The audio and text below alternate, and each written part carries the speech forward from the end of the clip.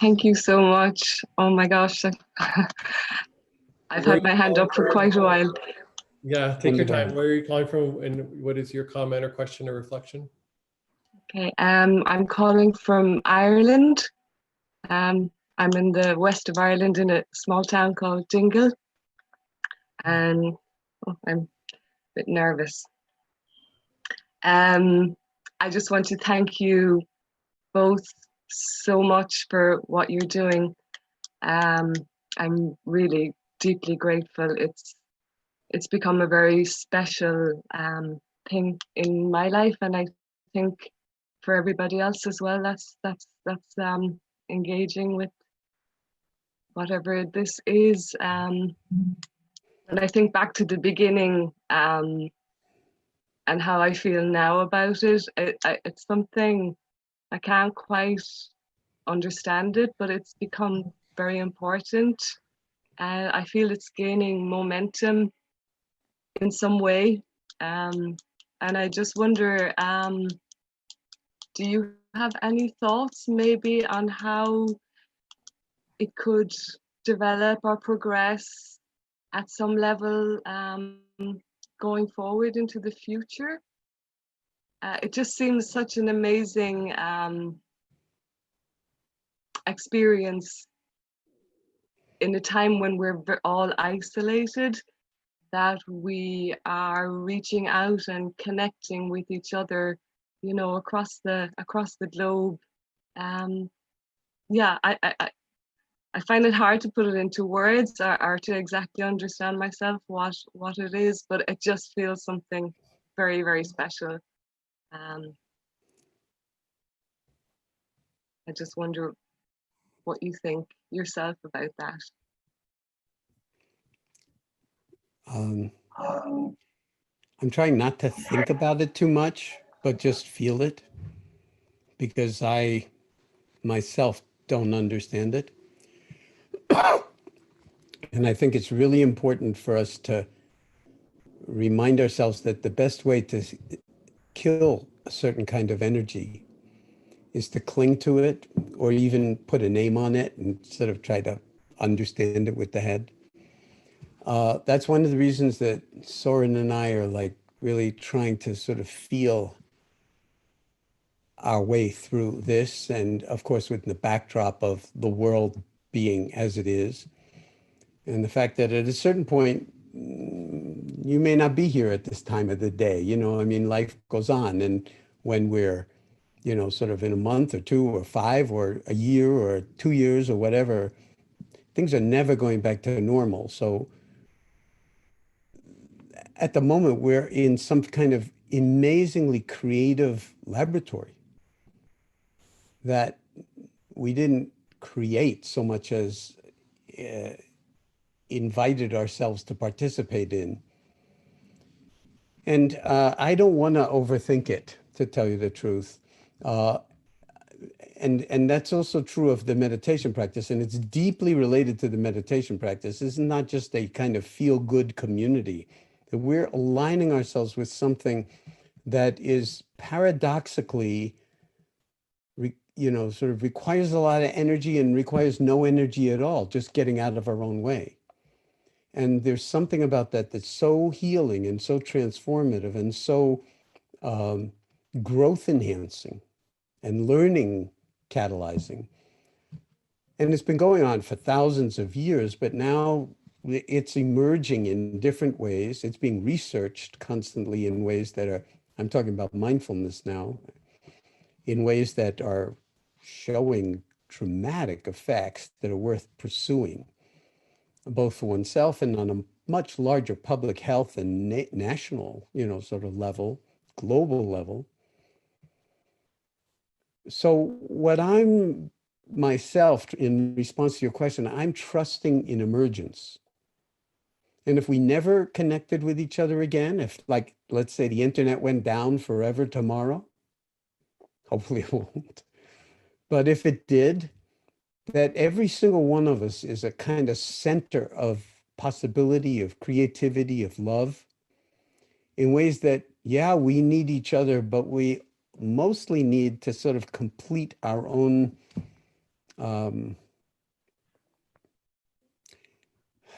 realization of our potential. And I used to think, I mean, like 5 years ago, I was writing about how, like, over the next thousand years, mindfulness would move into the mainstream of the world in so many different ways that, without scripting it or insisting it be a certain way, which would of course be folly, that like coming up through the floorboards, it would transform everything: governance, economics, schools, parenting, nations working with each other, dealing with what we know about the loss of the glaciers, the rising sea levels, the loss of the, sort of endless list of stuff that we're not paying enough attention to. But now I'm not sure we have 1,000 years. I'm not even sure we have 100 years.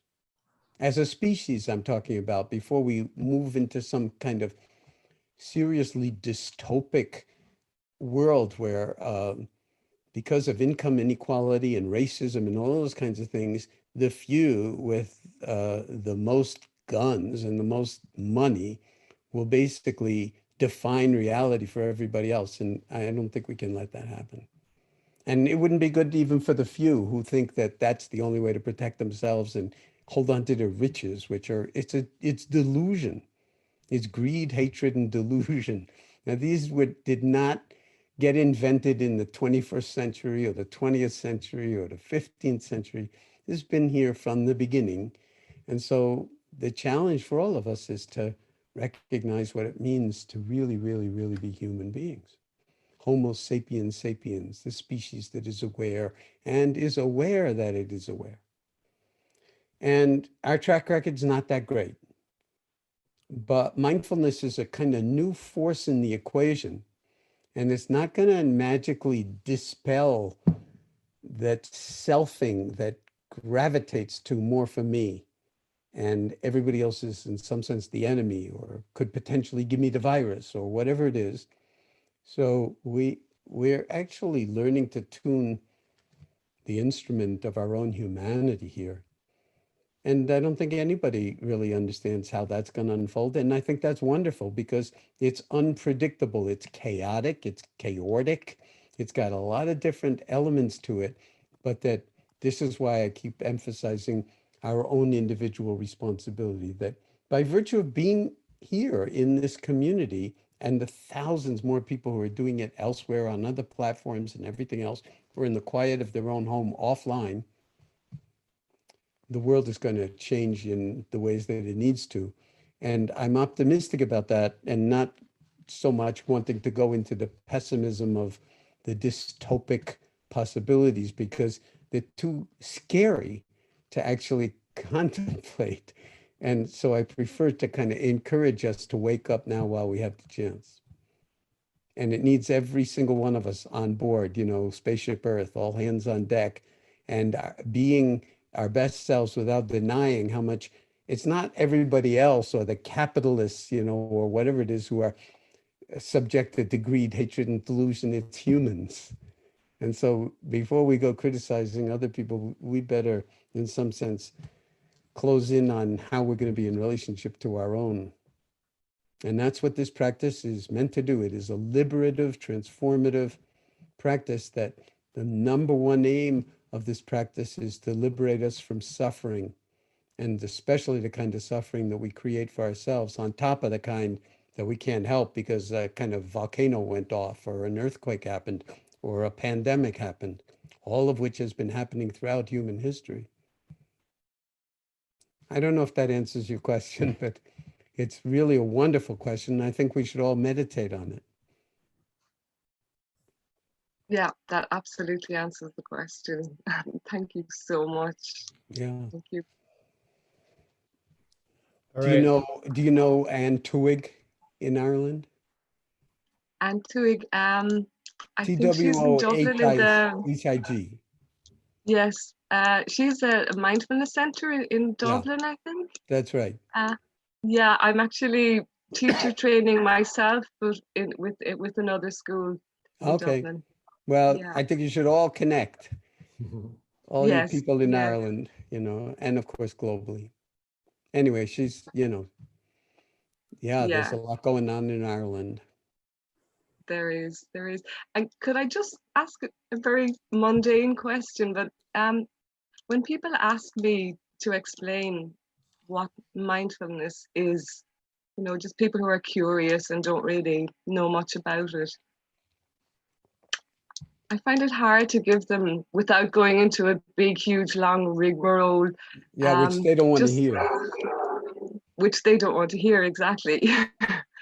um, how would you best kind of encapsulate what mindfulness is to somebody who has no insight?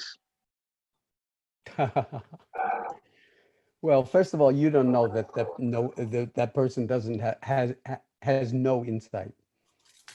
They might have insight. They just might not have insight into their insight. So we need to sort of cut people a lot of room and be generous about it. And you don't always have to answer the question. If people ask you what mindfulness is, or maybe they're not asking you, but you're trying to sell it to them, you have to be really careful about that kind of thing, because as soon as you start an inflationary kind of trajectory, you're wrong. So sometimes it's better not to say anything, but just be mindful and hope that over time has an effect.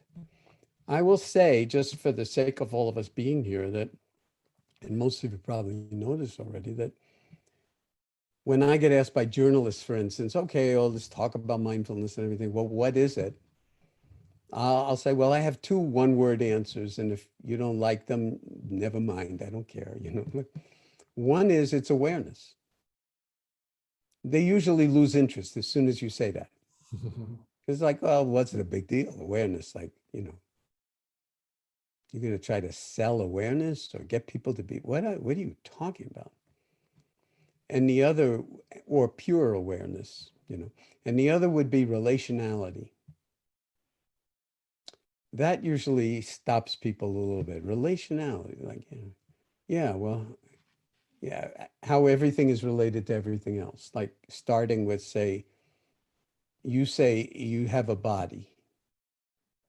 Well, who says they have a body? Who is it that is claiming that body is you or yours? It's like a little bit nuts. My mind, my body, my brain, my thoughts, my emotions, my sensations, but we don't inquire as to who's talking. And so mindfulness is really drilling down into the nature of who we are, or what is the self. I mean, psychology means the study of the self, but nobody understands what we mean or who is actually claiming to be Jon Kabat-Zinn or Orla Smith or anybody else.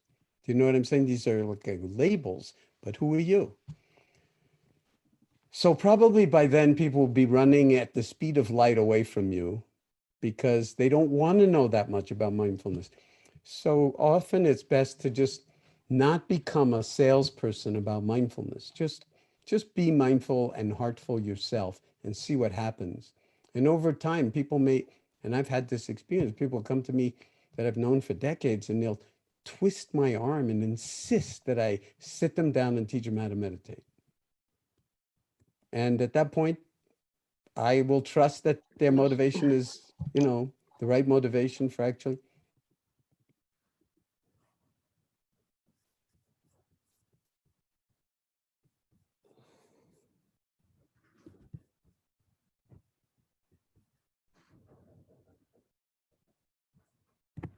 It's paying attention.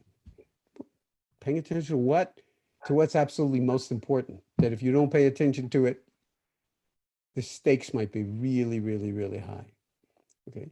That turns out to be, hey, if you have children, it's paying attention to your children, what they're saying, what they're feeling, what they're not saying, how their behavior is unfolding, what the tonal quality in the family is. I mean, and on and on. Same for work, same for working out, same for exercise, listening to your body, you know, doing yoga. I mean, inhabiting the body. I mean, when you start paying attention, the whole universe opens up. And then you're living in the boundless spaciousness of awareness. And it's like all of a sudden you realize, oh my God, it's always been this way. Only I've been so caught up in thinking that I've missed the whole show. The real challenge is to not die before you wake up.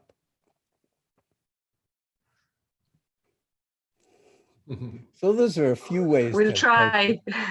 Those are a few ways to approach it. But again, don't get too cerebral about it and don't get too serious about it. This is way too serious to take too seriously.